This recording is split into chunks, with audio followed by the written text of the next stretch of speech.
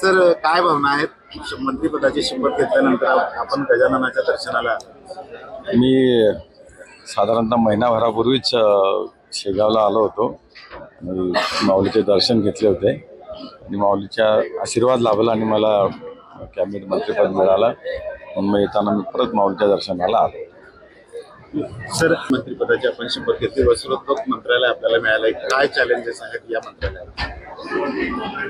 चांगलं मंत्रालय आहे. टॉपच्या 5 इंडस्ट्रीज ज्या आहेत त्याच्यामध्ये वस्त्रोद्योगाची गणना होते. चांगला रोजगार त्याच्यातनं निर्मिती होऊ शकते. म्हणून या उद्योगातली काही जर अडथळे असतील ते बाजूला करून अजून त्याला कसं वाढवता येईल, ज्याच्या माध्यमातून भारताचा एक्सपोर्टही वाढेल, बिझनेसही वाढेल आणि रोजगाराची निर्मिती या दृष्टीने माझे प्रयत्न असतात. सर आपल्या जिल्ह्याला 4 मंत्रिपदं मिळाली, 3 मंत्रिपदं मिळाली. पालकमंत्री कोण?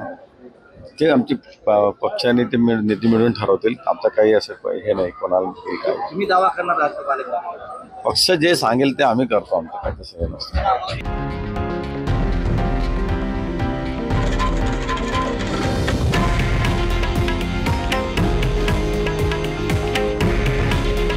हे आहे देशातील नंबर 1 न्यूज नेटवर्क आणि आपण पाहत आहात TV9 मराठी. काळजी तुमची, हित महाराष्ट्राचं.